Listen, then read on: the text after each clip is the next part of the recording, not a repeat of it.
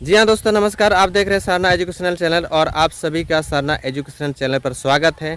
दोस्तों, आज का एजुकेशनल टिप्स के बारे में हम बात करेंगे कि बच्चा का पढ़ाई को कैसे डेवलप कराइएगा। क्या आपका घर में नर्सरी, एलकेजी, यूकेजी 1, 2, 3, 4, 5 क्लास का बच्चा है? अगर आपका घर में बच्चा है तो क्या आपको देखना होगा, जांच करना होगा कि आपका घर में बच्चा है तो सही से पढ़ रहा है या नहीं।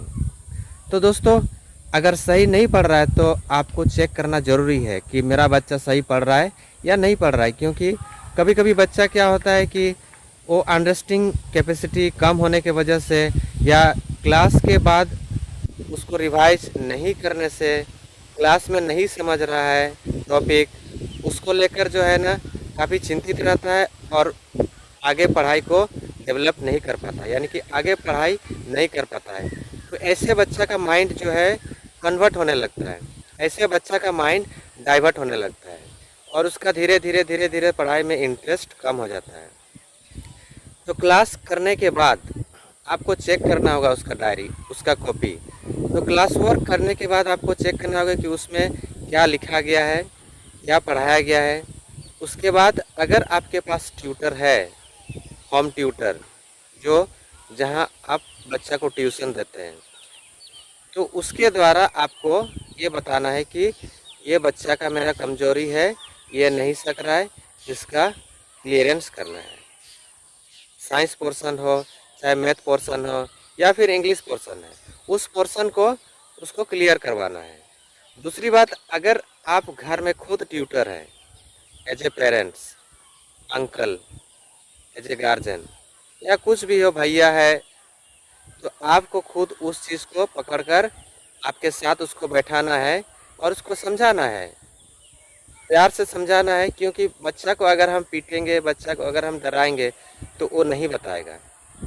प्यार से उसको समझाना है और प्यार से ही उसको करवाना है पढ़ाई। तो दोस्तों, आप ये चीज़ अगर कीजिएगा तो आपका बच्चा ऑटोमेटिक डेवलप होगा। आपके पास देखिए समय नहीं है, जिसके पास ट्यूटर है, देखिएगा 2-3 जगह वो कोचिंग कर रहा है, तो उस घर का बच्चा ऑटोमेटिक वो डेवलप करेगा। क्योंकि पेरेंट्स के पास समय नहीं है, उसके बदले में 2-4 जगह ट्यूटर लगा रखा है। क्लास वर्क करने के बाद, यानी कि स्कूल से आने के बाद, वो रेस्ट करने के बाद देखिए घर में ट्यूटर आ जाता है या फिर कहीं ट्यूशन करने के लिए चला जाता है। तो ऐसे स्थिति में क्या होता है कि बच्चा का रिवीजन हो जाता है, और जब तक बच्चा का रिवीजन नहीं होगा तो वो कंप्लीट अंडरस्टैंडिंग नहीं होगा, मीन्स समझना मुश्किल की बात होगी। क्योंकि वन टाइम्स, क्योंकि बच्चा क्या है, उसका ध्यान ज़्यादा प्लेइंग, ज़्यादा नटखट, ज़्यादा ध्यान किसी और की तरफ देना, ये माइंड का है बच्चा। तो आपको क्या करना है, उसमें आपको उसको कोऑपरेट करना है। ज़्यादा डांटने से वो पढ़ाई से दूर भागेगा, बोलेगा हम पढ़बो नहीं करेगा। लीजिए, आप क्या कीजिएगा, अगर नहीं पढ़ेगा बच्चा, एक बार बोल दिया आपको कि हम नहीं पढ़ाएंगे, कि पापा हम नहीं पढ़ेंगे, तो आप उसको क्या कर सकते हैं, मारपीट कर सकते हैं। ठीक है, कर दीजिए, लेकिन आपका रिजल्ट तो नहीं होगा, सॉल्यूशन तो नहीं होगा। तो दोस्तों, आप उसको प्यार से ही समझा के, बुझा के, आपको ट्यूटर रखना है घर में। ट्यूटर के सहारे आपको उसको पढ़ाई करवाना है, या फिर आपको कोचिंग या कहीं ट्यूशन भेजना ही होगा। नर्सरी, एलकेजी, यूकेजी के लिए मैं आपको बता दूं, ज़्यादा से ज़्यादा कॉन्वर्सेशन उसके साथ कराना है। जैसे A for apple, B, B for ball, C, C for cat. और उसका जो आपका टेबल्स है, 2 का टेबल्स, 3 का टेबल्स, 4 का टेबल्स, 5 का टेबल्स, जितना है उससे उसको लर्न करवाइए। क्योंकि बच्चा का मेमोरी देखिएगा एम्प्टी रहता है, खाली रहता है। जितना जो कुछ जो है ना आप उसमें इनपुट कीजिए, उतना आपका स्टोरेज उसमें ले लेता है। जो नर्सरी पोर्शन में जो आपके पास बच्चा है, यानी कि नर्सरी क्लास का जो आपके पास बच्चा है, उसको क ख ग घ ओ आ, यानी कि स्वर वर्ण, व्यंजन वर्ण, इंग्लिश अल्फ़ाबेट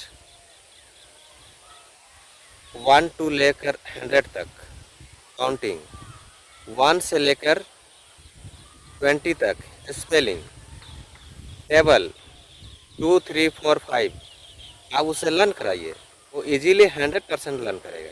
क्योंकि उसका दिमाग खाली है, वो कुछ भी आप उसमें डालिएगा।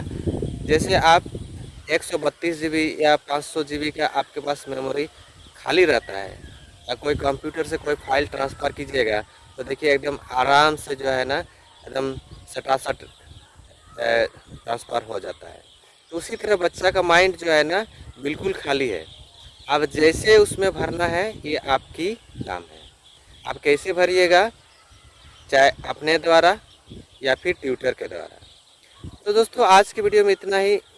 फिलहाल हम नेक्स्ट वीडियो में बात करेंगे एजुकेशनल ब्लॉग्स में। आप सब्सक्राइब जरूर कीजिएगा। मैं एक से एक टिप्स आपको प्रोवाइड करूंगा कि ताकि आपका बच्चा कमज़ोर न रहे। जय हिंद, जय भारत।